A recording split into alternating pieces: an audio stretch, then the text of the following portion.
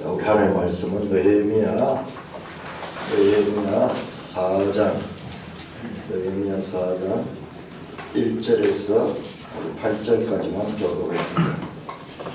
느헤미야서는 포로에서 돌아와서 무너진 성벽을 쌓는 내용이죠.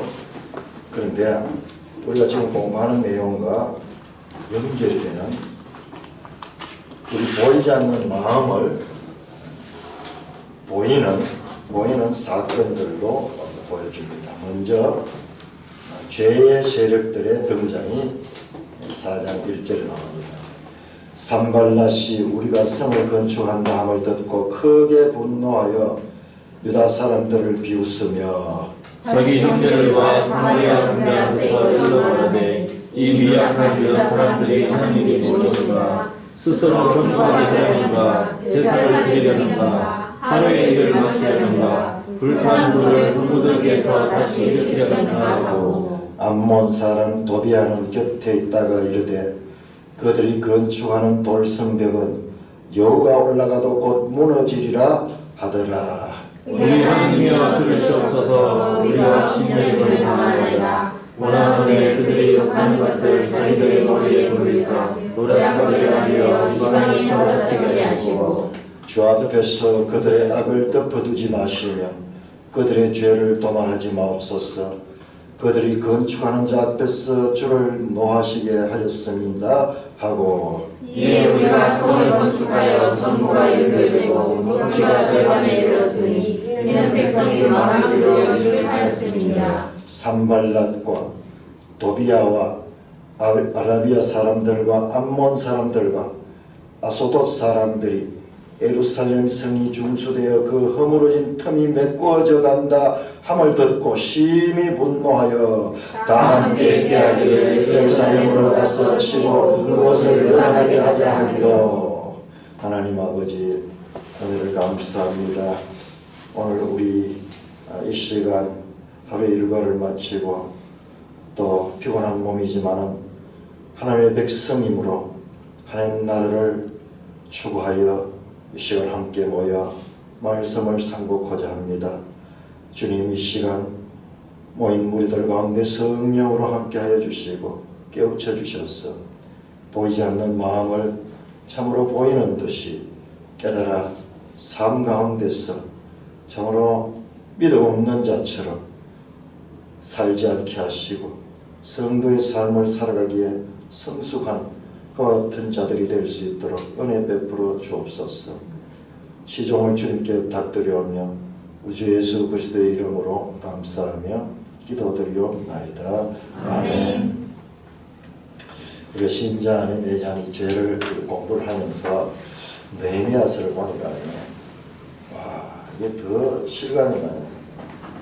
막 대적하고 그 다음에 모욕하고 반항하고 그 다음에 비웃고 이렇게 하면서 하나님의 뜻을 따라 살지 못하도록 성벽 재건하는 것을 보고 그들이 막 분노하고 시기하고 이 비웃고 이렇게 하면서 모든 수단 방법을 동원해서도 그 일을 하지 못하게 합니다.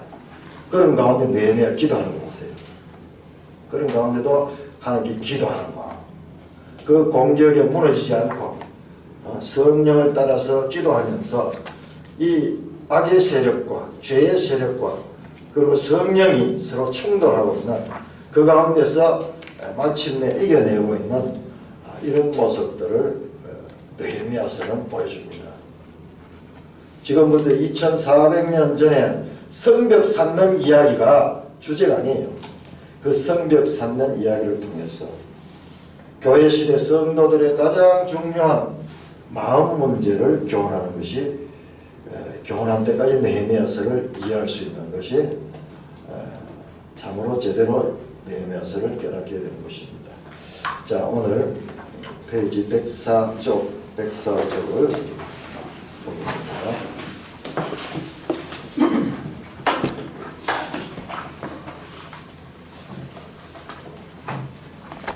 자, 제가 여러 번 말씀을 드리는데, 저는 성경을 이제 쭉 여러 번 읽고 제 나름대로 정리를 딱 해서 보니까 이 교회 시대의 문제는요, 교회 시대 문제는 성화에 관한 성화.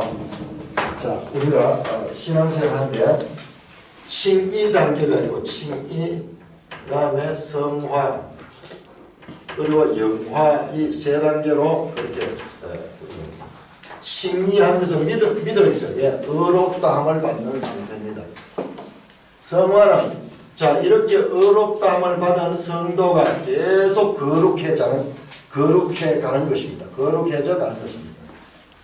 영화는 이제 완전한 구원에 이른 하나님 나라에 들어가는 상태입니다.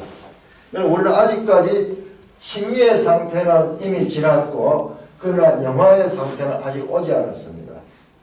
그래서 이 교회 시대, 이것이 이 영화 시대 이전까지가 교회 시대고, 이 시대는 은혜 시대라고도 하고, 그리고 성령의 시대예요.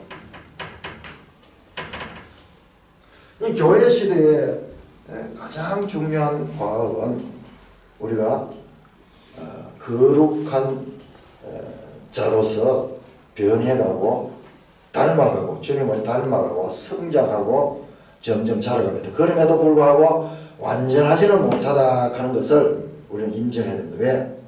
우리가 보니까 우리 속에 아직까지 죄의 법이 강력한 힘으로 내재하고 있기 때문이다 라는 것입니다. 그런데 이 성화를 이야기하면서 우리 속에 있는 내재하는 죄에 대해서 지식이 별로 없으니까는 그로 인해서 많은 문제들이 발생하는 것을 교회사를 통해서 보면 알게 됩니다. 그래서 이 교회사에 보면은 이런 내재하는 죄에 대한 불분명한 이해를 통해 가지고 잘못된 신앙 행태들이 많이 나타나게 됩니다. 자, 우리 시편 19편하고 시편 19편. 우리는 전원을 통해서 죄가 성경에서 죄를 이렇게 많이 설명하고 있구나. 늘 봐도 우리 스스로를 발견하지 못하는 경우가 많습니다. 그런데 우리 지난 주간에 보니까는 이 죄에 대해서 쭉 설명하는데요. 자, 19장, 시편 19장 12절, 12절 같이 읽습니다. 시작. 자기 허물을 능히 깨달을 자가 누구요 나의 숨은 허물에서 벗어나게 하소서. 이 말은 무슨 말이냐면요, 깨달을 자 누구리요 하는 것은요, 수사 의문문, 이건 뭐냐 그러면 깨달을 수 없다는 말이에요. 자기 스스로 자기의 허물을 깨닫지 못하고, 그리고 이 허물은 어떠냐면 숨어 있는 거예요. 숨어. 우리가 지난번에 이 나왔어요. 죄가요, 우리 속에 내재하고 있으면서도 죄를 짓게 하고는 싹 숨어버리고 은밀하게 숨어버리기 때문에 죄 속에 살면서도 죄를 발견하지 못하는 거예요. 스스로 알지 못하는 경우가 많이 있는 거예요. 성경에 이런 부분이 그 이야기를 하는 거예요. 숨은 허물. 아무도 깨달을 수 없는 거예요. 죄가 딱 숨어버리기 때문에. 또 13절 시작.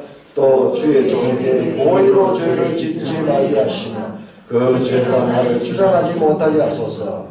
내가 정직하여 큰 죄가에서 벗어나겠나이다. 또 어떤 죄가 있냐면 우리가 의도적으로 고의적으로 짓는 죄가, 의식하는 죄가 있어요. 숨어있는 죄도 있고 의식하는 죄도 있고, 그리고 죄가 나를 주장한다. 주장한다. 우리 속에 죄가 있기 때문에 죄가 주도권을 가지고 우리를 지배하고 주장하겠다. 자, 죄가 나를 주장하지 못하게 하면은, 자, 그것은 나는 할 수 없는데 하나님께서 그 죄가 나를 주장하지 못하게 하면은, 그리게 하면은 내가 정직하여 그 죄가에서 벗어나겠나이다. 나는 할 수 없습니다. 나는 할 수 없습니다. 하나님께서 해주셔야 됩니다.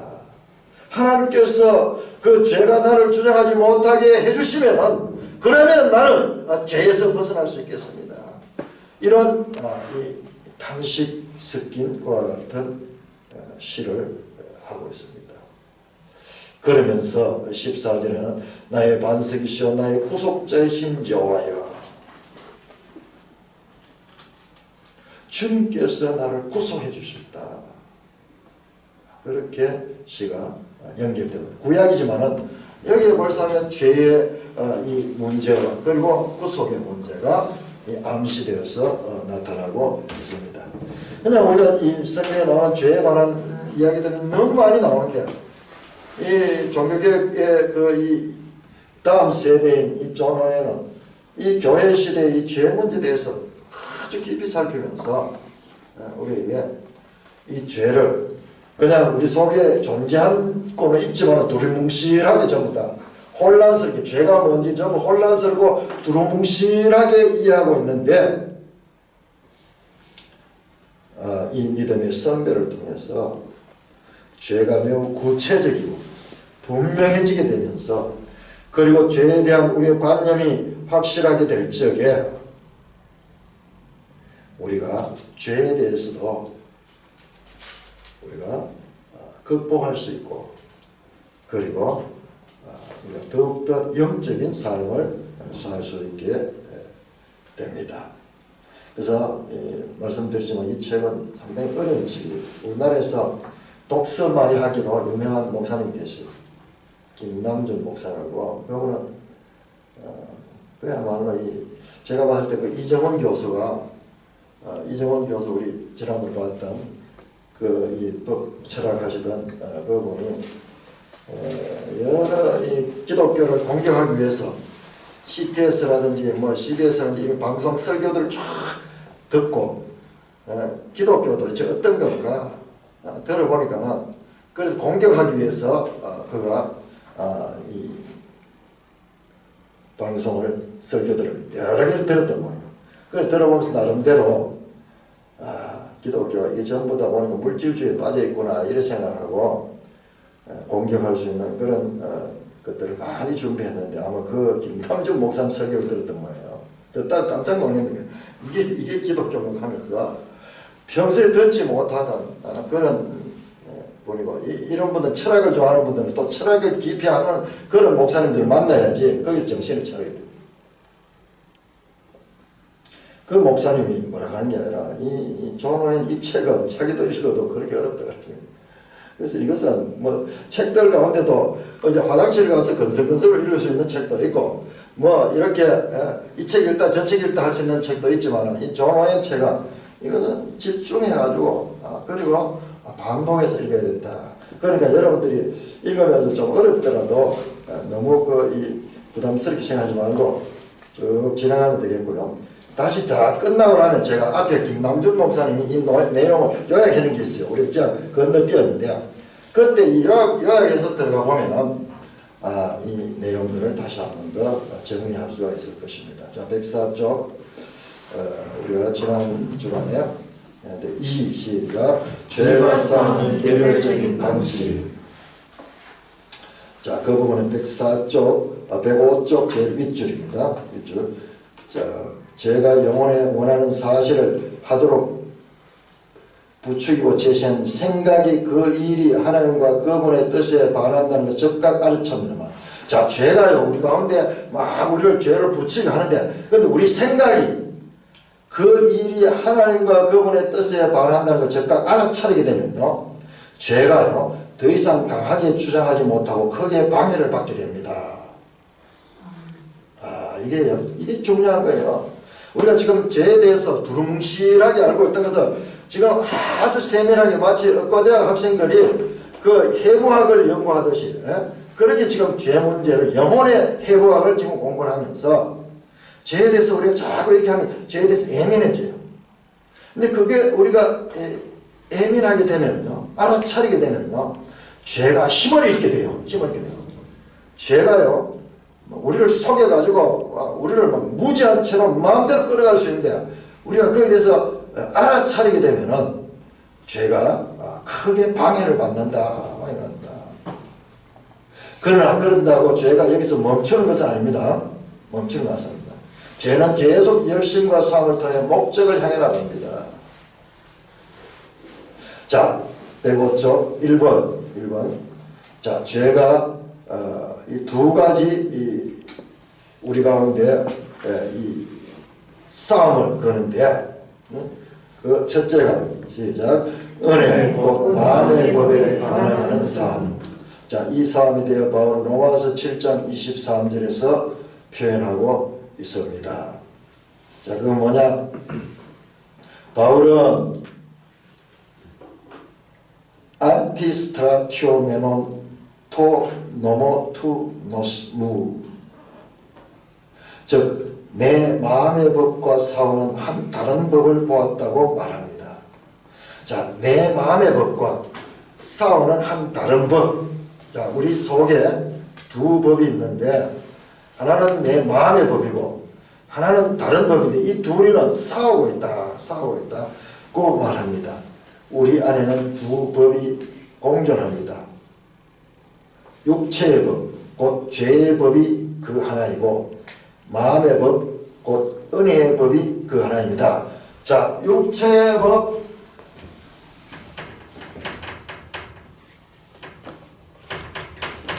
죄의 법입니다. 죄의 법. 육체의 법은 죄의 법과 연결되고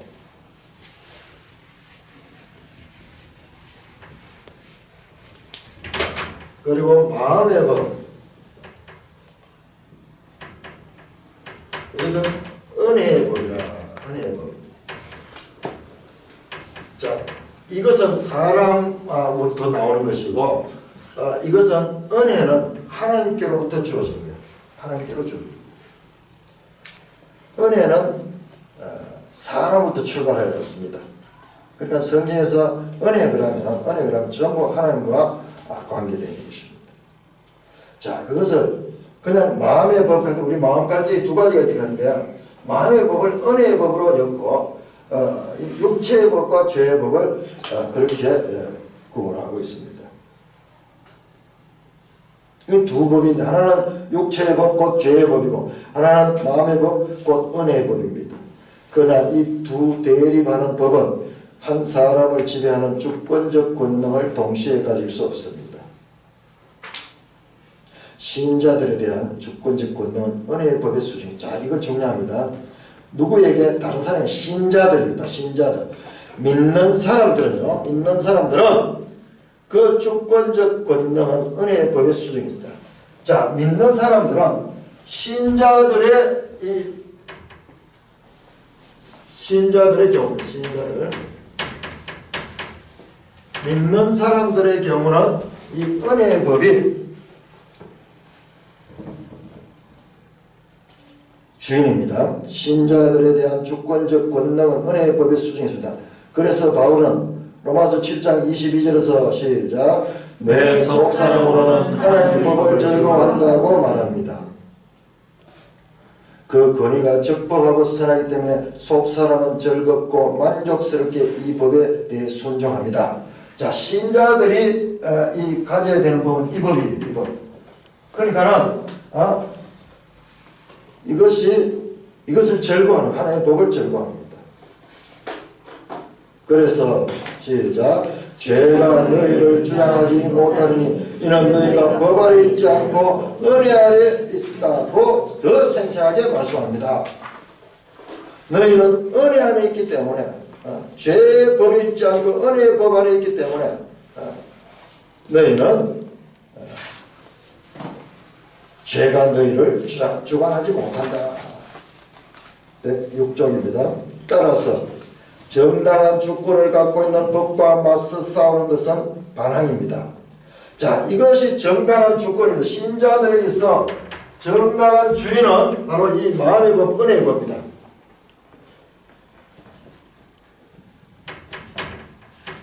자, 여러분 잘 알아야 되는 신자들이 한해서입니다. 불신자들은 여기 해당되지 않습니다. 신자들은 하나님의 법에 속해 있는 자들입니다.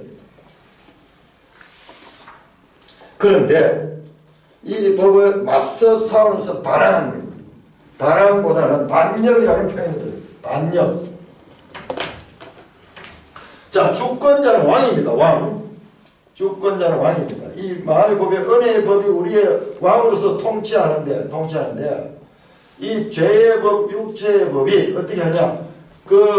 왕의 이 통치를 반역하는 거예요. 반역하는 거. 그 나라에서 반역죄가 가장 무섭잖아요. 그래서 법과 싸우는 것은 반항입니다. 그러므로 안티스트라튜에스다이는 반항하다는 뜻에서 제가 이거 원어를 찾아보니까요, 반항보다는 반역하다는 것이 더 적당해요. 반항하니까는 그냥 이렇게 사적인 것이 느껴지는데요. 반역은 왕권에 대한 반역이에요. 그래서 반역죄, 반역죄. 이것은 법에서 가장 무섭습니다. 7장 23절에서 시작. 내 마음의 법과 싸워라는 말씀은 내 마음의 법에 반항하여로 번역된다. 반역하여서 라고 번역되는 것이 되겠습니다. 이 반역은 은혜의 법의 명령과 지시에 완고하게 반대하는 것으로 이루어졌습니다. 마음의 법이 어떤 일을 의무로 명합니까? 그 법이 악한 것에 대해 심각하게 반발하고 있습니까? 죄의 법의 욕심이 이런 반발을 일으킬 때 온 힘을 다해 마음의 법에 순종하지 않기 위해 대항합니다. 그 죄의 법은요, 우리가 이 마음 가운데서 이 법에 당연히 주권자의 법에 순종하려고 하면은 이 죄의 법은 강력하게 우리가 그 순종하지 못하도록 반역을 일으킵니다. 온 힘을 다해 마음의 법에 순종하지 않기 위해 대항합니다. 그리고 그 결과에 대해 바울은 이렇게 말합니다. 시작. 내가 원하는 것은 행하지 아니하고 도리어 미워하는 것을 행함이라. 그 결과, 원하는 것은 이 마음의 법과 은혜의 법에 순종하고자 하는데, 정당한 주권자의 법에 순종하고자 하는데, 그런데 원함은 있는데, 그러나 원하지 아니하는 그런 일을 행하는, 도리어 행하고 있다 이거예요. 우리는 이 말씀에서 죄의 반항의 힘이 얼마나 강력한지를 분명히 알 수 있습니다. 은혜의 법은 의지를 장악하고 있어서 의지는 선을 행하려고 합니다. 그래서 원함은 내게 있으나 또는 선을 행하기 원하는 나에게 원하지 아니하는 바 악을 원함과 원하지 않은 바 이 둘이 서로 이 긴장관계를 이루고 있습니다. 은혜의 법은 지성을 주관하고 있고 그래서 지성은 은혜의 법의 지시를 따라 인정하거나 거부합니다. 시작. 내가 이로써 율법이 선한 것을 시인하노니 시작. 내가 행하는 것은 내가 알지 못하노니. 자, 시인한다, 알지 못한다. 이건 전부 다 우리 지성적인 판단입니다. 판단. 지성의 판단은 항상 은혜의 법에 써 있습니다. 은혜의 법은 정서도 주장합니다. 시작. 내 속사람으로는 하나님의 법을 즐거워하되. 자, 즐거워하고 슬퍼하고 뭐 이런 것들은 감정, 우리의 정서와 관계됩니다. 따라서 상황이 이렇다면 곧 은혜가 지성과 의지와 정서 속에서 주권적 권능을 갖고 있다면 왜 은혜는 반드시 승리하지 못하고 우리가 원하는 것을 항상 행하지 못하며 원하지 않는 것을 피하지 못할까요? 이렇게 우리에게 정당한 주권자가 이 마음의 법, 이 은혜의 법인데 우리가 왜 그러지 못하고 이 원함은 있어도 여기에 끌려가는가?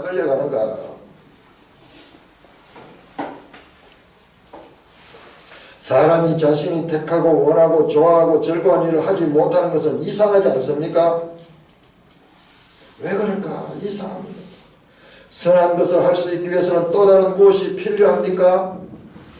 은혜의 법은 원하는 대로 모든 것을 행하고 본질상 하나님을 경외하는 데 있어서 온전한 거룩함을 실천하는 데 충분한 능력을 갖고 있습니다. 그러나 여기에 어려움이 있는데 은혜의 법 자체는 그런데 그러나 여기에 어려움인데 죄의 법의 반항으로 인해 심각한 반대가 있기 때문입니다. 이 죄의 법이 강력하게 반항하기 때문에 당연함에도 불구하고 내재하고 있는 이 법 때문에 우리가 그렇게 하지 못합니다.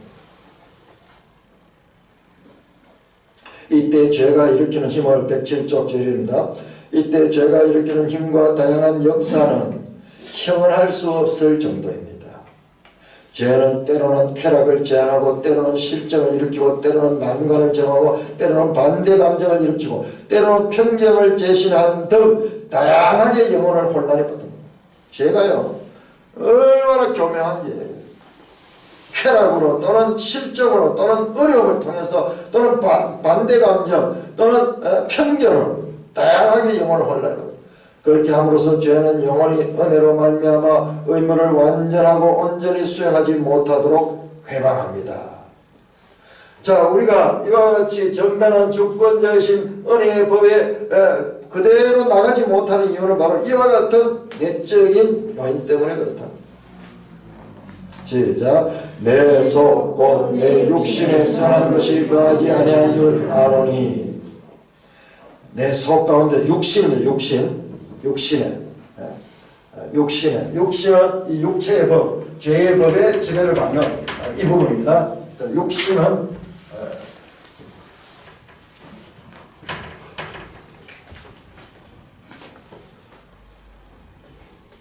이런 결과는 죄의 법이 행하는 반대와 저항에서 비롯됩니다.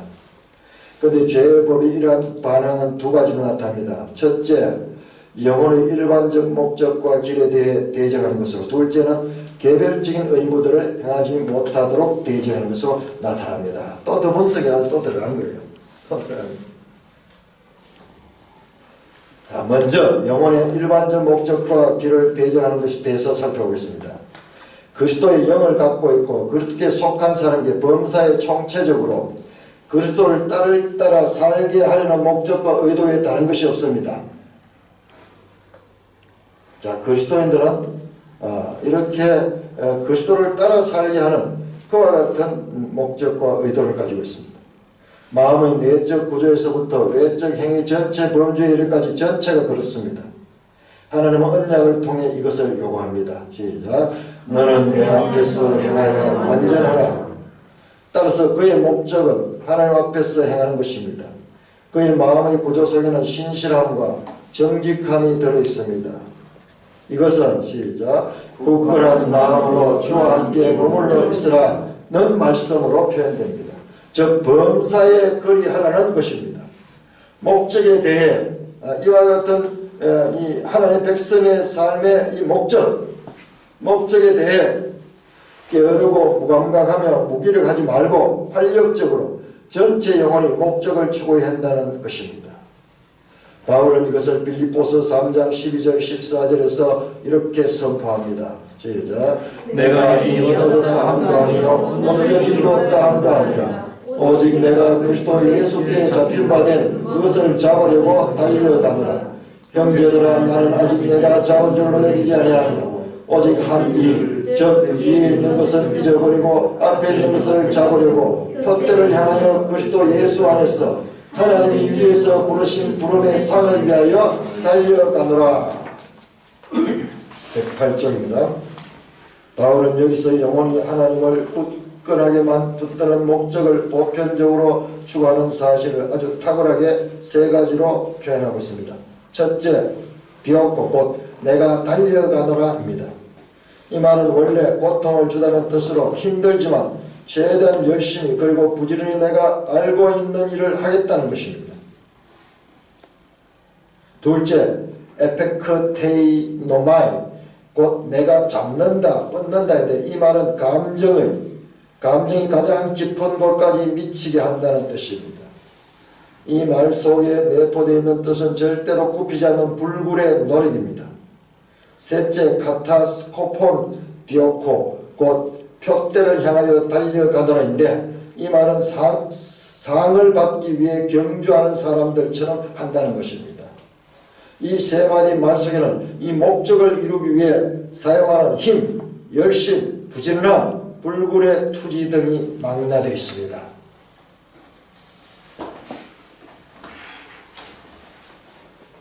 은혜의 원리의 원리의 본질상 이 원리를 소유한 사람은 이 세 가지 사실이 요구됩니다. 그러나 자, 이게 무슨 말이냐 그러면요,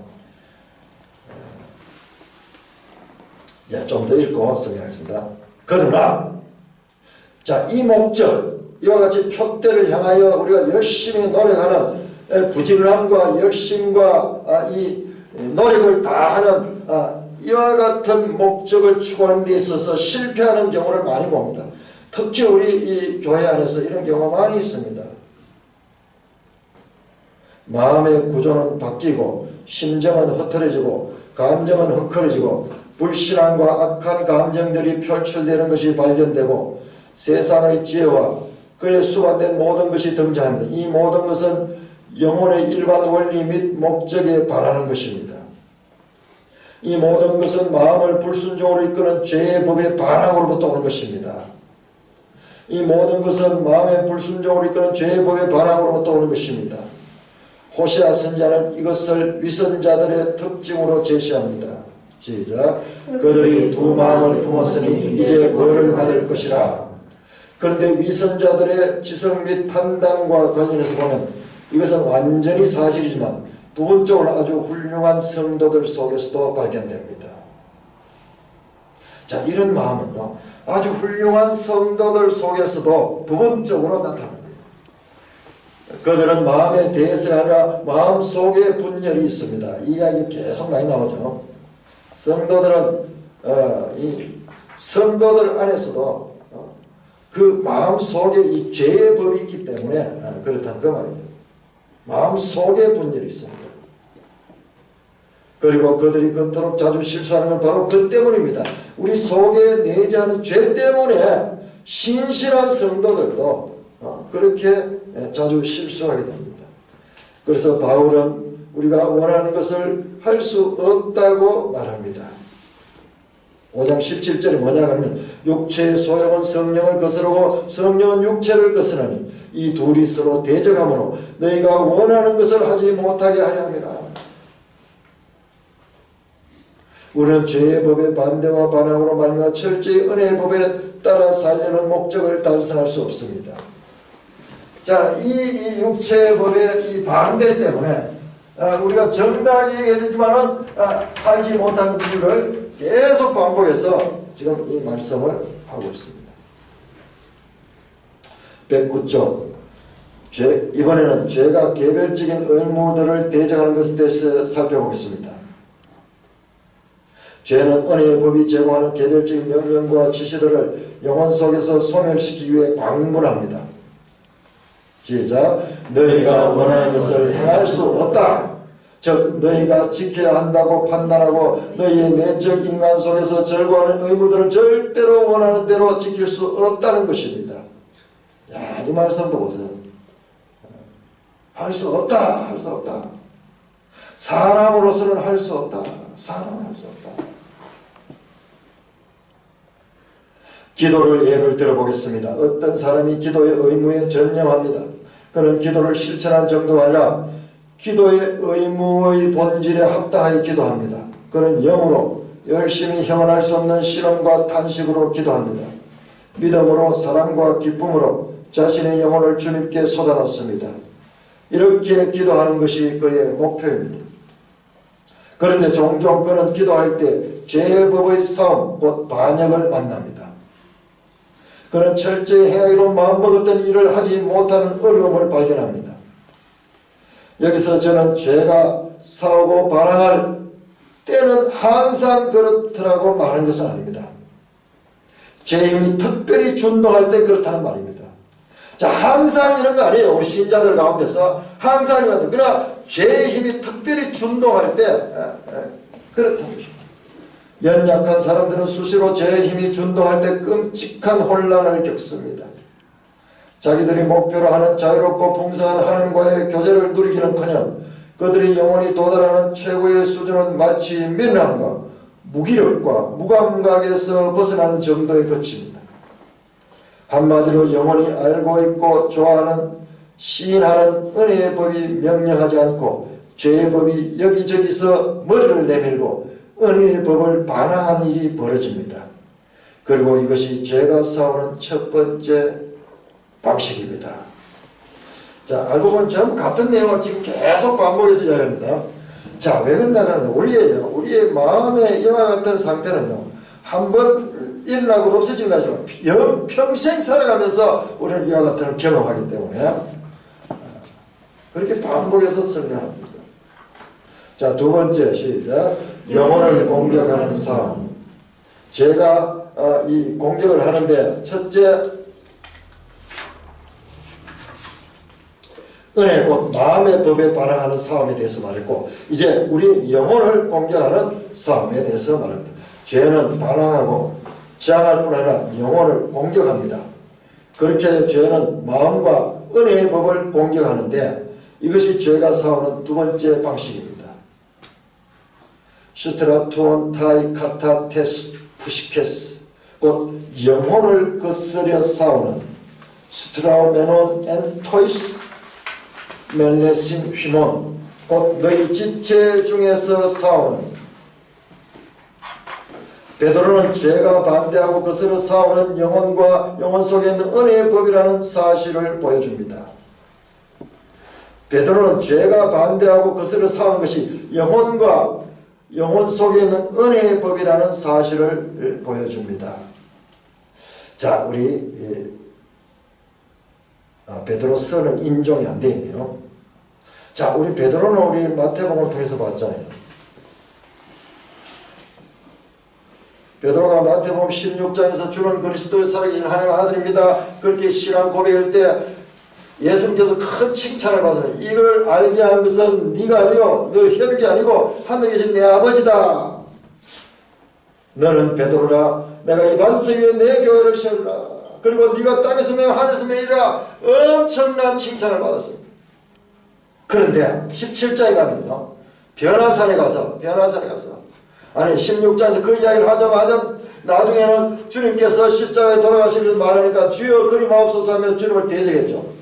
대적하며 주님께 항변했습니다. 그때 예수님께서 베드로에게 사탄아 물러가라 그렇게 사탄아, 네가 하나님 일을 생각하지 않고 사람 일을 생각하는구나. 그때 그 베드로를 주관한 그것은 죄의 힘, 죄의 힘. 자, 그렇게 지적을 당합니다. 그러면 변화되느냐? 그렇지 않아요. 17장은 변화산 올라가지고 베드로, 야고보, 요한 세 사람만 특별히 데리고 올라갔잖아요. 그 변화산에서 그 놀라운 광경을 봤을 때 베드로가 또 앞장서서 주여 여기가 좋사오니 우리가 여기 하나는 엘리야를 하나는 모세를 하나는 주님을 위하여 여기 짓고 산에 내려가지 않고 여기에서 살겠습니다. 그렇게 이야기하잖아요. 베드로는 계속 말하는데 그것이 사람의 뜻이었습니다. 그 하늘에서 그 상위에서 머물러 있는 게 아니라 내려가야 됩니다.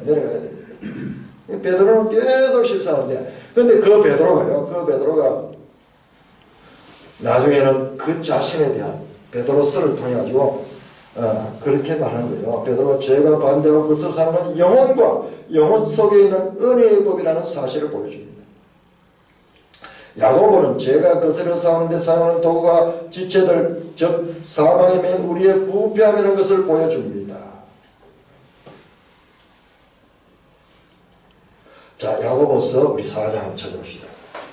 야고보서 4장.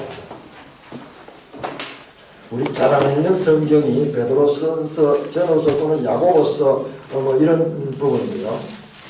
이 부분들도 자 4장 1절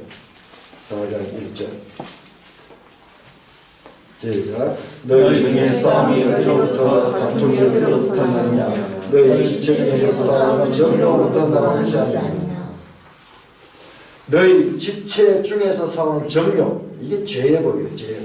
자, 이 육체의 법, 이 표현이 또 정욕이라고 그렇게 이야기했습니다. 여기 속한 것이 정욕, 욕심, 뭐 이런 것들 우리 마음에 이와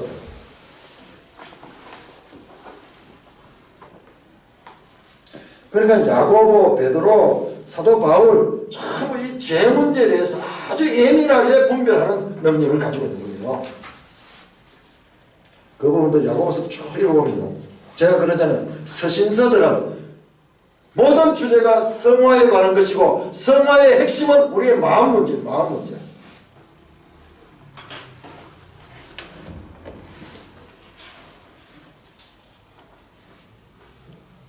야고보는 위에서 셋째입니다. 야고보는 죄가 거스려 싸움데 사용하는 도구가 지체들 즉 사망이며 우리의 부패함이라는 것을 보여줍니다. 안티스트라투에스타이는 우월한 대상에 맞서 반항하는 것이고 스트라투에스타이는 우월한 대상을 공격하거나 대적하는 것입니다.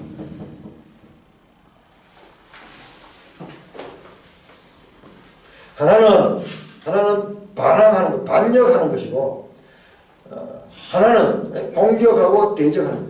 죄는 저항자이면서 동시에 공격자의 입장을 취합니다. 죄는 은혜의 법을 반대할 뿐만 아니라 지배권과 주권을 빼앗으려고 시도합니다. 따라서 모든 싸움과 다툼하는 어쨌든 힘, 곧 완력을 지니고 있습니다.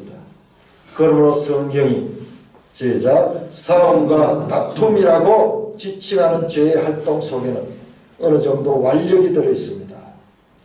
죄의 공격력은 앞에서 이미 다룬 반항의 경우에 나타난 것처럼 다음과 같은 사실로서 구성되었습니다. 첫째, 죄로 이끌기 위해 죄가 행하는 모든 적극적인 활동은 영혼을 공격하는 특징이 포함되어 있습니다. 죄는 수시로 거짓된 지성, 유격적인 감정 또는 미련한 상상을 통해 실제로 은혜의 법이 영혼의 의무를 부하지 못하도록 영혼을 공격합니다. 자, 우리의 지성을 판단하고 생각하는 그런 것이 지성인데 이것을 거짓되게 만들어버리고 우리의 감정은 기쁨과 즐거움과 이런 것들을 느끼는 그런 감정인데 그걸 갖다가 유격적인 그런 감정으로 채워버리고 또는 미련한 상상을 통해 가지고 은혜의 법이 영혼의 의무를 부하지 못하도록 영혼을 공격합니다. 이때 죄가 보여주는 활동은 반항이 아니고 공격입니다. 야, 사실상 참 이런 말을 다 이해하기까지는 힘들어요. 반항은 뭐고 공격이 뭐고 이렇게 세밀하게 이 세분해서 그렇게 했습니다. 따라서 바울은 로마서 7장 24절에서 시작 이 사망의 몸에서 누가 나를 건져내랴 아무도 건져낼 수 없다 사람으로서는 할 수 없다라고 외칩니다. 이 말은 죄의 손에서 누가 나를 건져내라는 뜻입니다. 우리는 원수를 쫓고 원수는 우리에게 저항할 때 누가 우리를 건져내라고 외치지 않습니다. 왜냐하면 우리가 공격자이기 때문입니다. 그러나 누가 나를 건져내라라고 외치는 것은 원수에게 공격을 받고 있는 사람의 탄식입니다. 지금 이 말은 원수에게 공격을 받고 있어서 사람으로도 할 수 없구나 이렇게 탄식하는 이야기입니다. 다음의 경우도 마찬가지입니다. 야고보가 말한 것처럼 사람은 자기 욕심의 공격을 받습니다. 그런데 그가 의무를 준수할 때 죄는 헛된 상념, 미련한 욕망을 통해 영혼을 공격함으로써 영혼을 만족시키는 다른 일을 하게 만듭니다. 바울은 이것 때문에 테살코스 포르노이안 메 포아에이스테 에이스 에피티미아스 곧 시작 정욕을 위하여 육신의 일을 동하지 말라고 말합니다. 제가 한글로 번역하는 거 읽기도 힘든데 이 존 오웬 같은 분은요 그 전기를 보면은 10대 때 이미 외국어를 몇 가지를 다 마스터해 버렸어요. 그러니까 이 신학자들은 언어에 있어 가지고 아주 탁월한 그런 능력을 가지고 있습니다. 근데 언어 공부는 부족하지만 신학을 했기 때문에 헬라, 히브리 공부를 좀 해보고 우리 영어는 우리가 다 했고 이러면서 보면 언어 공부가 많이 여러 개 하면 할수록 그게 처음 영어 공부하듯이 그렇게 어렵잖아요. 전부 서로 연결되어 있어요. 정욕을 위하여 육신의 일을 동하지 말라고 말합니다. 둘째, 죄의 끈질김과 집요함이 죄가 싸운다는 표현에 잘 드러나 있습니다. 자, 이거 표현을 보세요. 전쟁할 때 원수들은 쉬지 않고 끈질기와 집요합니다. 죄의 법도 마찬가지입니다. 그러니까 우리 마음에 보이지 않는 이 죄의 법, 이 마음 문제는 이 바깥에서 전쟁할 때 하는 거하고 똑같아요. 죄가 영혼을 공격합니까? 죄의 활동을 저지해 보십시오. 곧 다시 회복합니다. 은혜의 힘으로 억제시켜 보십시오. 한동안 뒤로 물러났다가 다시 돌아옵니다. 원수들 앞에 그리스도의 십자가를 두십시오. 그러면 그들은 그분을 데리고 왔던 사람처럼 합니다. 이게 무슨 말이냐 그러면, 자, 요한복음 18장, 18장, 요한복음 18장. 이분은 자신의 성경을 완전히 다 머릿속에 넣고 있기 때문에 이런 설명 안 하고 넘어가 버리는데, 우리는 찾아봐야 돼요. 무슨 말인가? 18장 6절, 요한복음 18장 6절, 시작. 예수께서 그들에게 내가 그리라 할 때 그들이 물러가서 땅에 엎드리니라. 예수를 잡으러 왔던 사람, 예수를 잡으러 왔던 사람한테 예수께서 내가 그다 했을 적에, 에이미 했을 적에 확 뒤로 넘어졌습니다. 땅에 엎드립니다. 뒷걸음치고 땅에 엎드립니다. 그러나 곧 다시 일어나 그분의 손을 잡고 끌고 갑니다. 12절 13절, 8장 12절 13절. 이에 군대와 천부장과 유대인 아랫사람들이 예수를 잡아 결박하여 먼저 안나세로 끌고 가니, 자, 예수님 앞에서 뒤로 도망가고 엎드려졌지만 그러나 다시 일어나 와가지고 다시 끌고 결국 이제 제사장 앞에 예수님을 끌고 갑니다. 그 이야기예요.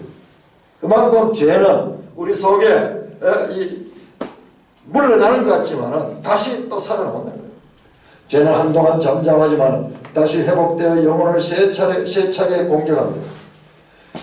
그리스도 안에서 하나님에 대한 사랑으로 죄를 저주해 보십시오. 죄를 저주해 보십시오. 잠시 위축은 당하지만 도망가지는 않습니다. 우리가 죄를 공격하고 이러면 죄가 위축당합니다. 그렇지만 도망갔다고 생각하면 착각이에요. 죄를 지옥불에 던져보십시오. 그 불길 속에 기꺼이 뛰어듭니다. 비유로 그렇게 말합니다. 밀라고 미쳤다고 비난해보십시오. 죄는 수치를 모르고 여전히 활동합니다.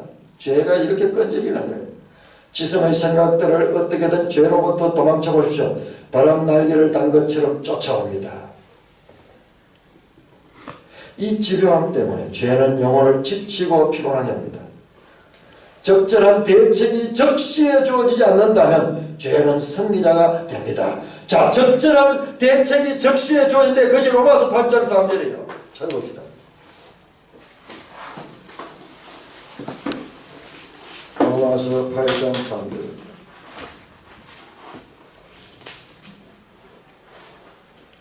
이 적절한 대책이 주어지지 않으면 죄는 끊임없이 우리를 사로잡을. 자, 로마서 8장 3절 시작. 율법이 육신으로 말미암아 변명하여 할 수 없는 그것을 하나님은 하시나니 곧 죄로 말미암아 자기 아들을 죄 있는 육신의 모양으로 보내어 육신의 죄를 잡아사 육신의 요구를 따르지 않고 그 영을 따라 행하는 우리에게 율법의 요구가 이루어지게 하려 함이라. 하나님만이 오직 예수 그리스도를 통해서 우리가 이것을 이길 수 있습니다. 그리하지 않고는 7장 상태, 로마서 7장 상태, 이 성령의 도움이 없는 상태에서는 죄가 승리자가 됩니다. 그 7장에서는 죄가 승리했잖아요. 7장 24절에 오라 나는 공고한 사람이로다 이 사망의 몸에서 누가 나를 구해내라 할 수 없다는 거예요. 패배할 수가 없는 거예요. 그러나 8장에 가서 이 변화가 일어났는데 2장에 나오는 그리스도 예수 안에 있는 생명의 법이 죄와 사망의 법에서 우리를 이겨냈다.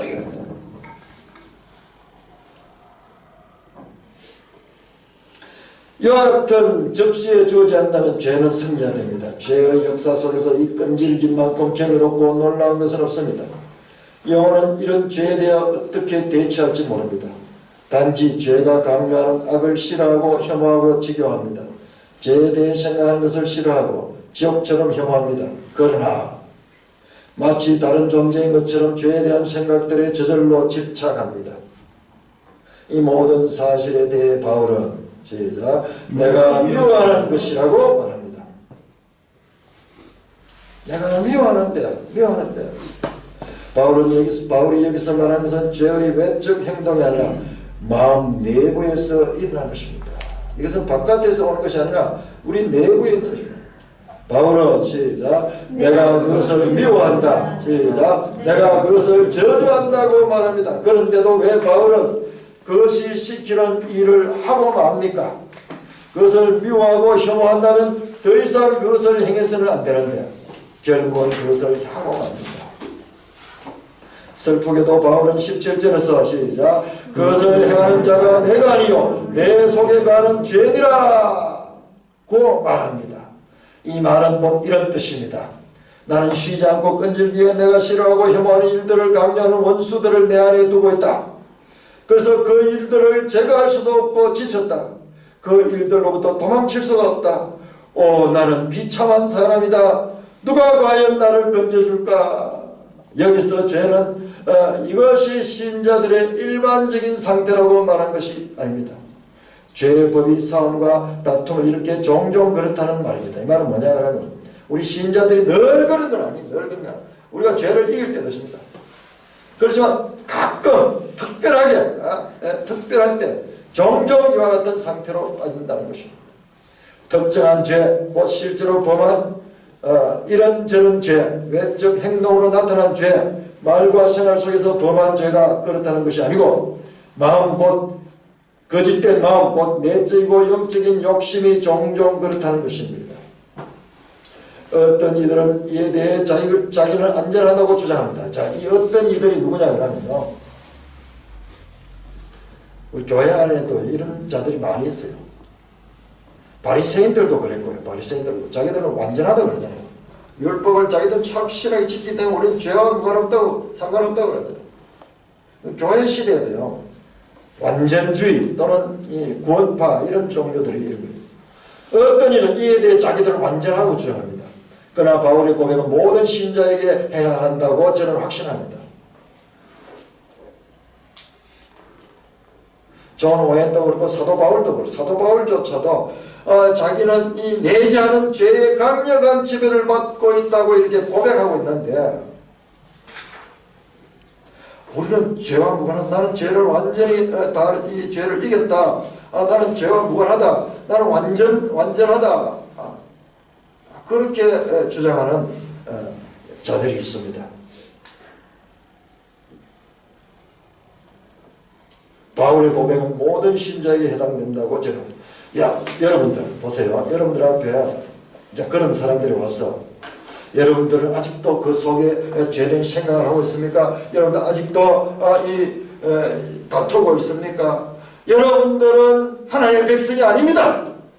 저는 온전하게 종일 거룩한 마음을 유지하고 하나님과 교통하고 있으며 하나님의 그 나라에 나는 속한 삶을 종일 살거든요. 여러분들은 아직까지 그런 상태가 되지 않기 때문에 여러분들은 회개해야 될 것이며 여러분들은 더 열심히 기도해야 될 것입니다.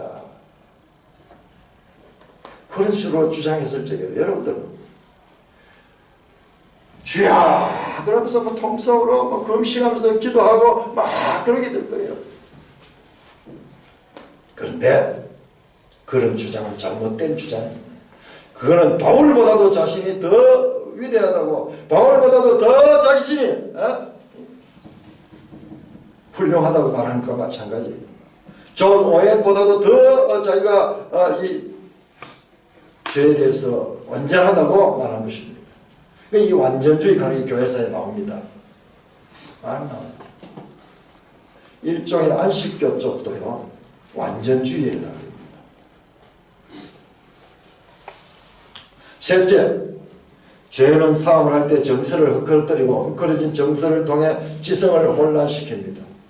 지성과 판단은 은혜로 더럽혀져 있으나 만약 죄의 법이 정서를 장악하여 헝클어뜨리면 그곳에 영혼을 계속 공격하기 위한 요새가 마련됩니다. 따라서 죄를 죽이는 중요한 의무는 주로 정서에 대한 지침으로 주어집니다. 시작. 그러므로 땅에 있는 지체를 죽이라. 곧 음란과 부정과 사욕과 약한 정욕과 탐심이니 탐심은 우상 숭배니라. 땅에 있는 지체 곧 우리의 정서를 가리킵니다. 왜냐하면 죄는 우리의 외적 부분 속에 거하는 것이 아니기 때문입니다. 특히 땅에 있는 지체 가운데 죽이도록 제시되어 있는 것 중에 하나인 탐심도 아닙니다. 아니, 사실은 은혜가 영혼을 주장하게 된 이유로는 죄의 잔재가 주로 자리 잡고 있는 거처는 정서입니다. 우리의 감정의 죄가 주로 자리를 많이 잡거든. 그러므로 바울은 죄의 법이 시작 우리 지체 속에 있다고 말하고, 야고보는 죄가 시작 우리 지체 중에서 싸우고 있다고 말합니다. 여기서 지체하는 말이 우리 지금 사지 이 지체를 한대요. 그런 뜻보다는 우리의 마음을 가리킵니다. 마음 가운데 우리의 정서, 여기서 지체는 우리의 정서, 감정을 말합니다. 그렇다고 죄를 죽이는 일이 정서를 통해서만 이루어진다고 단정할 수는 없습니다. 사실은 죄를 죽이지 못한 마음과 삶을 갖고 있으나 겉으로는 훌륭해 보이는 사람들을 날마다 만나볼 수 있습니다.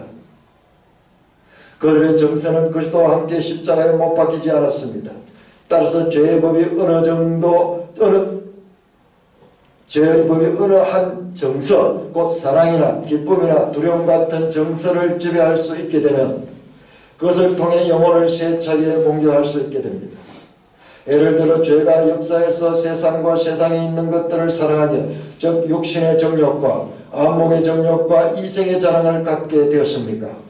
그렇게 되면 죄는 영혼을 공격하는 데 얼마나 유리한 기회를 갖게 될까요? 아마 죄는 영혼이 아무것도 시도하지 못하도록 만들 것입니다. 개인적 및 공적인 의무를 준수하지 못하도록 만들 것이 뻔합니다. 죄는 계속 영혼에 타격을 가하고 영혼은 도와달라고 부르지 않을 수 없게 됩니다. 이제 죄의 법이 영혼과 싸움 및 다툼을 할 때 취하는 행동에 대한 설명을 종합해 보겠습니다. 이 행동은 성경에 자주 언급되어 있고 이 점을 적절히 살펴보는 것은 우리에게 무척 중요한데, 특히 우리 자신을 낮추고 하나님 앞에서 겸손하고 진지하게 처신하도록 가르치기 때문에 중요합니다. 영원히 겸손하기 위해 살펴야 할 두 가지 사실이 있습니다. 하나는 하나님에 대한 적절한 성찰이고 다른 하나는 자신에 대한 적절한 파악입니다. 자, 우리 인간은요, 하나님에 대해서 계시된 성경을 통해서 바르게 알게 되면 사람에 대해서, 자신에 대해서도 알게 되는 거예요. 그 세상 사람들이 자기 자신을 알지 못하고 하나님을 알지 못하는 건 당연할 뿐만 아니라 자기 자신도 잘 알지 못하는 것은 바로 이와 같은 하나님에 대한 지식이 없기 때문입니다. 하나님과의 관계 속에서 인간은 이 본질이 드러나는데, 이 하나님 없이 스스로 안에서 이 본질을 규정하려고 하니까는 이게 되지 않는 거예요. 하나님에 대해서는 그분의 위대하심, 영광, 거룩하심, 권능, 음미하심, 그리고 권위 등을 적절하게 성찰해야 되고, 우리 자신에 대해서는 우리의 비천하고 절망적이고 죄로 얼룩진 상태를 파악해야 합니다. 이게 우리의 죄인됨을 아는 것이 그렇게 중요한 거예요.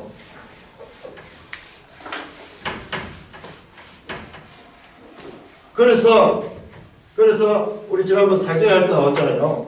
개혁주의 5대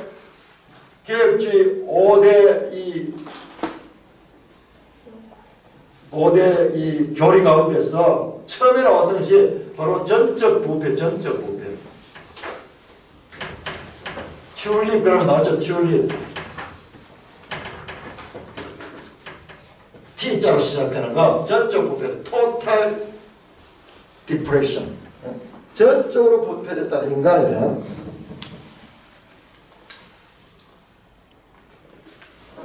우리 자신에 대해서 우리는 비천하고 절망적이며 죄로 얼룩진 상태를 파괴합니다.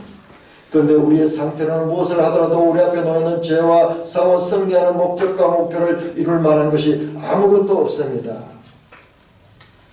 그 세상 사람들은 의기양양의 모든 것을 사람이 할 수 있다. 사람이 먼저다. 사람이 최고다. 사람 중심. 전부 이 이야기들이 빠져들어 보면요, 인본주의 사상, 인본주의. 그런데 우리 그리스도인들은요, 사람으로서는 할 수 없다는 것입니다.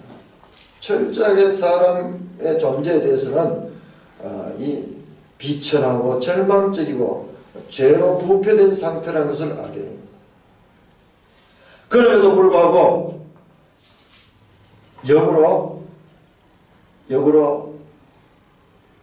인간의 존귀함을 가장 잘 깨닫는 것이 또한 우리 그리스도인이에요.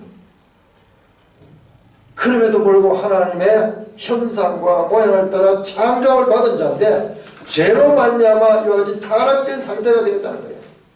그 원형에 대한 것을 알게 되면 현실적으로는 이렇게 부패된 상태이지만 그럼에도 불구하고 인간의 어떤 그 존귀함을 우리가 가지게 됩니다.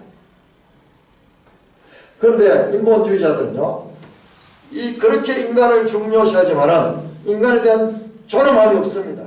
인간이 어디서 왔는지를 모르기 때문에. 그래서 유물론에 빠지는 유물론, 인간도 하나의 물질이라고 그렇게 주장하는 거예요. 그렇게 되니까는 사람을 죽이고도, 그렇게 많이 죽이고도 양심의 가책을 받지 않는 거예요. 북한에서 탈북한 사람, 북한에서 많은 사람들을 고문하고 죽이고 이랬던 사람이 탈북한 사람이 있어요. 그래 그 사람들하고 이렇게 인터뷰했는 걸 보니까는 자기들은 사상적으로 사람도 하나의 물질에 지나지 않기 때문에 사람을 죽여도 전혀 양심의 가책을 받지 않도록 그렇게 교육을 받습니다. 밑에서 넷째 줄 끝입니다. 우리의 마음과 본성 속에는 아직도 하나님에 대한 적의와 끔찍한 잔재가 남아있기 때문입니다. 따라서 기꺼이 이러한 현실을 인정하고 실상을 파악하기 위해 진리의 도움을 받아 말씀이 마음의 엄밀한 부분을 살피고, 자, 우리 116쪽 위에까지만 가도록 하겠습니다. 조금 깁니다만 조금 인내하시고 넘어가십시다. 자, 114쪽 이제 끝이 다 되어갑니다. 살피고 그 안에 어떤 악과 부패함이 들어있는지 낱낱이 드러낸 것을 기꺼이 인정하는 것은 영원히 은혜 아래에 있음을 보여주는 결정적 증거입니다. 호세아 선지자는 에브라임에 대해 말할 때 항상 곡식이 있어서 언제든 먹을 수 있도록 일하는 것이 좋다는 뜻에서 에브라임은 마치 길들인 암소 같아서 곡식 밟기를 좋아하라 라고 말합니다. 그러나 하나님은 그에게서 멍에를 매게 하시겠다고 말씀합니다. 크게 수고하지만 결코 즐겁지 아니할 것이라는 뜻입니다.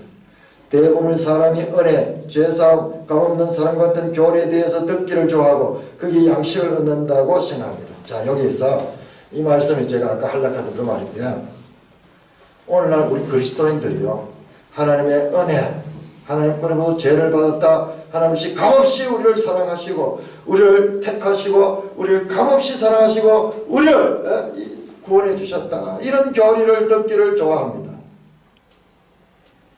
좋습니다. 실제로 거기서 양식을 얻는다고 생각합니다. 그리고 그렇게 함으로써 분명히 그들의 생명과 관념은 자라고 번성합니다. 그러나 여기 중요합니다. 자, 한 면만 봐서 한 면만. 그러나 묵히고 있는 그들의 마음밭을 기게 하는 것, 그곳에 자라고 있는 잡초와 가시덤불을 제거하는 것은 그리 좋아하지 않는데 이것이야말로 어떤 일보다도 중요하고 필수적인 일입니다. 자, 그러니까는 우리가 한 면을 보면 늘 밝은 면, 좋은 면, 부활의 영광을 얻기만을 바라면서 그 십자가의 고난을 겪지 않고서 부활의 열매만 따먹으려 하는 그와 같은 자세가 이 잘못된 이 기독교 안에는 많이 있는 것입니다. 구원파가 대표적인 경우예요. 자, 호세아 10장 보세요. 호세아 10장 가서 봅니다. 호세아서 10장입니다.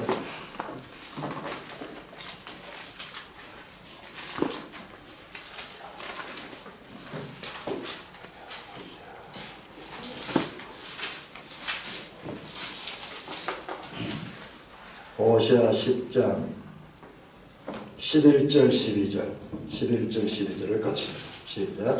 에브라임 마치 길들인 암소 같아서 곡식 밟기를 좋아하나 내가 그의 아름다운 목에 멍에를 메우고 에브라임 위에 사람을 태우니 유다가 밭을 갈고 야곱이 흙더미를 깨뜨리라. 너희가 자기를 위하여 공의를 심고 인애를 거두라. 너희 묵은 땅을 기경하라. 지금이 곧 여호와를 찾을 때니 마침내 여호와께서 오사 공의를 빛처럼 너희에게 내리시리라. 우리의 마음에 이와 같은 묵은 땅을 기경하는 거예요. 굳어있는 그 마음의 마음밭을 이렇게 갈아야 됩니다. 농사를 지을 적에 이 굳어있는 땅에 여기에다 씨를 뿌려가지고는 이 수확을 기대할 수가 없습니다. 그래서 농사 짓는 일의 제일 처음은요, 그 설명이 나오네요. 그리고 묵히고 있는 그들의 마음밭을 기경하는 곳, 거기서 자라고 있는 잡초와 가시덤불을 제거하는 것을 그리 좋아하지 않는데 이것이야말로 어떤 일보다도 중요하고 필수적입니다. 이 길은 은혜의 길만큼 다져져 있지 않고 밟고 지나간 발자국도 별로 없습니다. 그러나 이 길이야말로 은혜에 대한 참된 지식을 얻는 유일한 길입니다.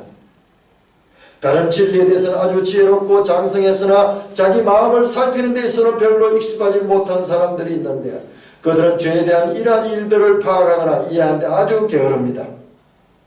죄에 대한 이러한 일들을 파악하거나 이해하는 데 아주 게으릅니다. 그러나 우리가 영혼에 대해 조금이라도 관심이 있다면 이 게으름과 나태함은 벗어던져야 합니다. 복음의 교훈을 기뻐하고 그래서 복음을 믿고 있다고 스스로 생각하기 때문에 자신과 남을 속여온 많은 거짓 위선자는 부지런히 자기의 마음을 살피지 않으면 영혼을 파괴하는 죄의 유혹에서 결코 건짐을 받지 못합니다. 아까 제가 흉내내었던 그런 완전주의자, 나는 완전합니다, 이런 사람 자기 양심이 지금 화인받았던 거예요. 자기 자신이 스스로 자기를 속이고 있는 거예요. 우리도 지식이 없으니까 그런 사람들이 나와서 회개하라 그러면 막 주눅이 들어가지고 그 대단한 것이 그러면서 속임을 당하게 되는 거예요. 속임을 당하는 거예요. 하나님 말씀이 없으면 그와 같이 속임을 당하는 겁니다.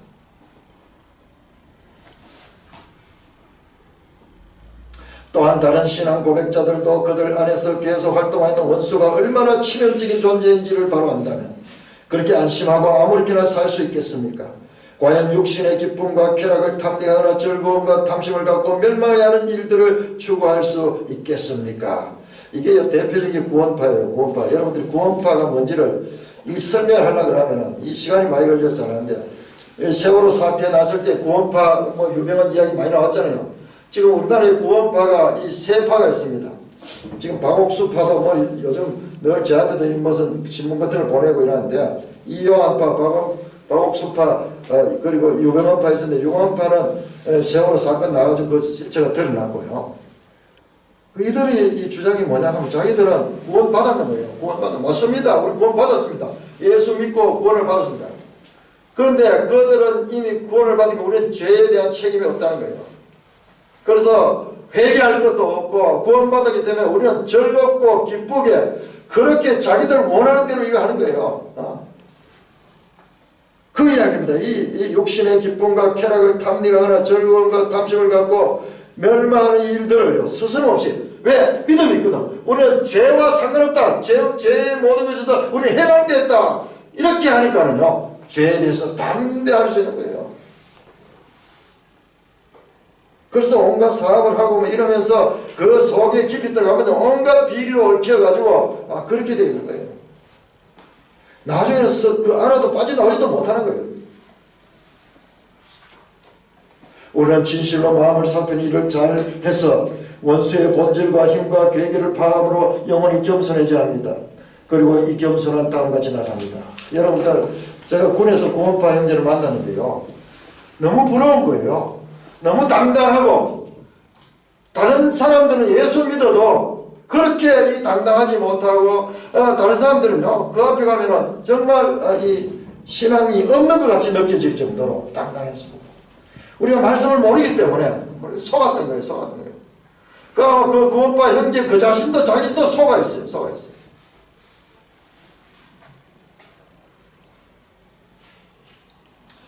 셋째 줄입니다. 먼저 하나님과 동행할 때 나타납니다. 하나님은 겸손하고 통회하는 자들, 하나님의 말씀을 듣고 두려워 떠는 자들, 시온에서 슬퍼하는 자들을 기뻐하시고 우리 자신의 비참한 상태를 적절히 의식하고 있을 때에만 우리가 이런 자들이 됩니다. 자신의 비참한 상태를 깨달으면 자신의 상태를 자랑하면서 가볍게 말로만 경건한 척 하는 사람들보다 훨씬 하나님을 경외하는 마음이 생기고 하나님께 얼마나 먼 존재인지 깨닫게 되고 하나님의 은혜와 겸손하심을 찬미하게 되고 하나님의 자비에 대한 적절한 평가를 하게 됩니다. 참 이런 부분을 우리 교회에서 제대로 안 가르쳐 줬기 때문에 구원파가 그렇게 이 대구에서 여기에서 주로 많이 활동했습니다. 여기 유명한 경우에는 대구가 본부였어요. 대구의 목사님들과 이런 분들이 거기 안 겪은 사람이 없어. 그 미국 선교사들도 와가지고 일하면서요. 아주 그들을 보면 높은 상태의 크리스찬 같이 보여요. 너무 기쁘고 구원에 대해서 이거 확신을 가지고 막 일하니까요. 우리 보통 이 교회에서는 이 죄문에 대해서 제대로 알지 못하기 때문에 그들이 말씀을 가지고 공격하면요. 막 그 맥을 못 쳤던 거예요. 다음으로 다른 사람들과의 관계 속에서 나타납니다. 우리는 다른 사람들에 대해 비판하고 영적으로 혹평하며 비난하는 큰 죄를 범하지 않도록 조심해야 됩니다. 자, 사랑하는 형제 자매 여러분들, 이런 부분들요. 우리 교회 다니면서도 이런 부분에 있어서 다른 사람들과 똑같지 않았습니까? 이제 앞으로는요. 깜짝깜짝 놀라야 돼요. 너무너무 쉽게 남을 비판하고 남의 이 험담을 하고 그러면서 막 같이 합력해가지고 막 절구하면서 목사님들도 예외가 아니에요. 여기에서 예외가 아니에요.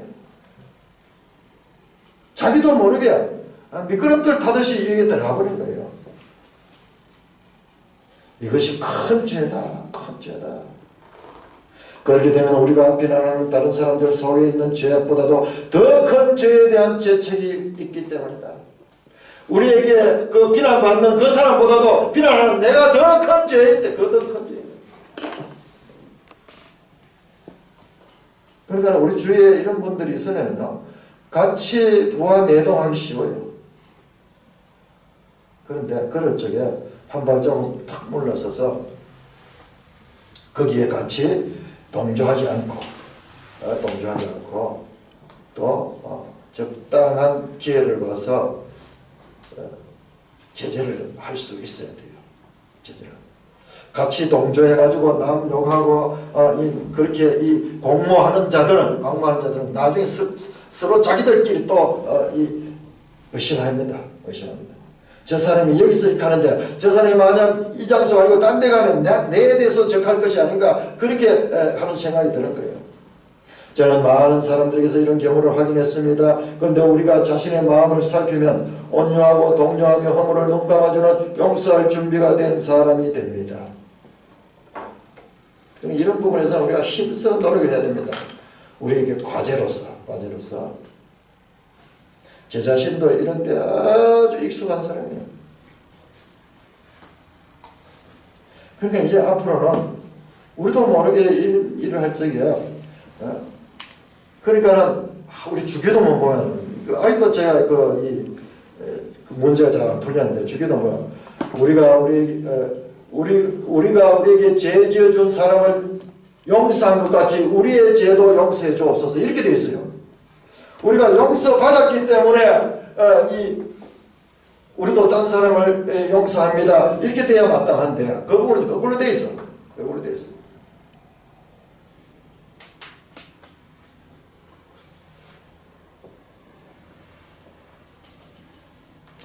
우리가 이 세상 사람들과 이런 부분에서 다르게 되면요. 세상 사람들이 처음에는 이 거리를 두고 뭐 비난할 수도 있겠지만요. 그러면은 이 그리스도인들이 다르다 하는 것을 알게 돼요. 그때 우리는 형제들아 사람이 무슨 범죄하는 드러나거든 신령한 너희는 온유한 심정으로 그런 자를 사로잡고 바로잡고 너 자신을 살펴보아 너도 시험을 받을까 두려워하라. 와, 이 말씀이네요. 그런 사람들이 있거든요. 온유한 심정으로 그들을 바로잡고 그리고 네 자신도 그런 자가 있지 않은지 그 사람들을 통해서 자기 자신을 살펴보는 기회를 가지라.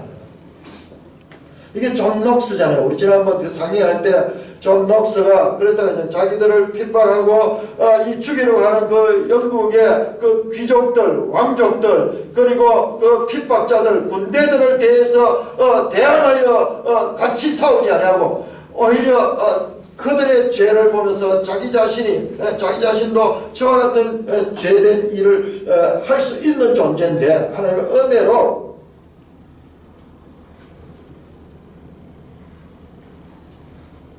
그와 같은 죄를 짓지 않고 오히려 박해를 당하는 것은 기쁨으로 그렇게 당할 수 있었던 것들이 바로 이와 같은 삶입니다. 다른 사람의 죄를 보면 그것을 정죄하기보다도 내 자신도 저럴 수 있다. 그렇게 보고 온유한 심령을, 그러면은 온유한 심정이 됩니다. 내 자신도 그럴 수 있다. 내가 완전히 내하고는 다르다 생각할 적에는 우리가 막 정죄할 수 있지만은 저게 내 모습이다 이러면은 온유한 심정으로 그렇게 할 수 있다. 바울이 분명히 선언한 것처럼 우리의 상태가 어떻게 될지 살피게 됩니다. 얼마나 악한지 자신의 마음의 악함을 알고 있는 사람만이 유익한 열매를 맺으며 견실하고 믿고 순종하는 사람입니다. 자, 이렇게 되면 이 공동체가 얼마나 아름다운지 몰라요. 계속 이런 부분에 있어서 우리가 같이 훈련하고 같이 이런 부분에 대해서 공감하면서 그래서 우리 자신을 살피고 이제 우리가 이런 이야기를 공부를 하게 되면요, 이제 우리가 이런 일을 행하지 않는다고 말하지 않습니다. 이렇게 말하고도 행할 수 있습니다. 그럼에도 불구하고 우리 행위에 대해서 이제 객관적으로 보게 되고 양심의 가책을 더 받게 돼요. 그러면 점진적으로 없어집니다. 점진적으로 이 땅에서는 완전히 없어진다고 말 안 했어요.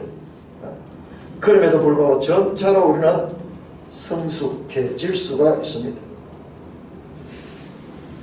얼마나 악한지 자신의 악함을, 마음의 악함을 알고 있는 사람은 유익한 열매를 맺으며 견실하게 믿고 순종하는 사람입니다.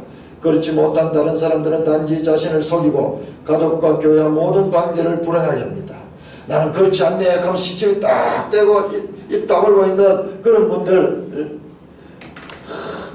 장로님이 되고 머리가 허옇게 씌가지고 늘 새벽 기도하고 이런 분들이 때로는 어떤 일 때문에 만나거나 그런 데서 이렇게 탁 부딪힐 때 보면요, 와, 그 모습과 전혀 다르게 오히려 안 믿는 사람과 방불한 좁은 마음과 그리고 시기와 질투와 이 덕스럽지 못한 그런 모습을 볼 적에요, 깜짝 놀라게 됩니다. 겉으로 시작은 잘했지만요, 이 속에 이와 같은 훈련을 받고 이것을 공부하고 그리고 계속 우리 삶의 현장에서 이런 자신을 따듬는 자기의 그 마음의 밭을 기경하는 이런 훈련을 계속 하지 아니하면요, 결코 이거 나이 많이 먹는다고 바뀌지 않습니다. 이거는 오히려 어쩌면 나이 많이 먹으면 먹을수록 더 바뀌기 힘들어요. 더 바뀌어요. 완전히 굳어버려가지고. 그러므로 먼저 지혜롭게 마음을 살핍시다. 그런 다음에 은사든 은혜든 다른 신앙 고백자들보다 우월한 우리의 가치든 평판이든 자랑할 수 있으면 자랑해 보십시오. 그런 다음에 시험당한 다른 사람들을 비판하고 정죄하며 비난해 보십시오.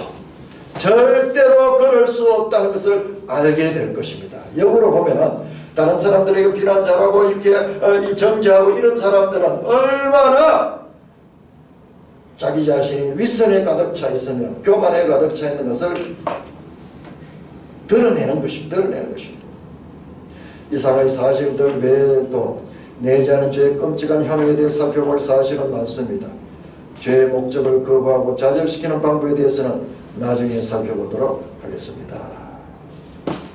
여기까지 오늘 하겠습니다. 어려운 내용, 또 긴 시간, 여러분들 힘들죠. 혹시 말씀 가운데 나눌 말씀 있으시면 시간이 좀 많이 돼서 좀 가려는데, 그러니까 이 시작하면서 일반적으로 보면 여기서 보면 미련한 상상, 헛된 상념, 이것이 제일 기초적인 그 시발점 아닌가. 첫째는 먼저 이 기본적인 상상부터 헛된 상념, 이런 게 먼저 죄 짓기 전에 먼저 생기는 거거든요. 이 죄를 시작하는 그거를 너무 잘 이렇게 설명해 놓은 거예요. 그래서 그런데 이 사람이 무슨 처음부터 뭐 제주직에 먼저 상상도 하고 저 새끼가 나를 어떻게 하더니 이 상념을 쫙 해가지고 저걸 예를 들어서 도둑질 하려면 내가 저걸 어떻게 하면 도둑질 할 것인가 저렇게 먼저 이 상념을 하고 그때 이런 것을 먼저 시작 단계 이 말이 너무 야. 선 너무 좋아요. 아주 잘 보셨네요. 점점 깊이 들어가네요. 그렇습니까? 깊이 아유, 들어가서 할렐루야. 예. 네, 깊이 들어가지고 생각지도 못한 거를 끄집어내서 그러니까 이제 여기서 보면 이제 그러니까 헛된 망상과 상념이 여기서 이제 이런 거를 이제 뒤에 가면 이제 실질적으로 이제 이렇게 담아가서 이제 그걸 실질적인 이제 이거는 예. 망상하고 이거는 가냐면 준비 단계고 예. 뒤에 가면 이제 실천을 죄를 저지르기 위해서는 첫째 이 어디기 미련한 상상 그때 상념을 가지고 딱 해갖고 저걸 내가 도둑질 하려면 저쪽으로 담을 넘어가고 저렇게 해갖고 그 다음에 상념을 탁 한 다음에 그 뒤에 실천을 하는 거야. 그럼 이걸 이제 여기서 보면 뒤에 가면 이제 어떻게 하락하면 이런 데 야. 제적으로 야. 제가 이제 한 지금 3분의 2 정도 이거는데 보면은 나중에 보면 그 다 나올 겁니다. 좀 우리가 인내를 가지고 좀 이렇게 또 더 점점 더 깊어진다고 이렇게 보시는 거 보니까는 저보다 더 잘 보시네요. 예, 오늘 시간이 많이 되었어. 찬송 289장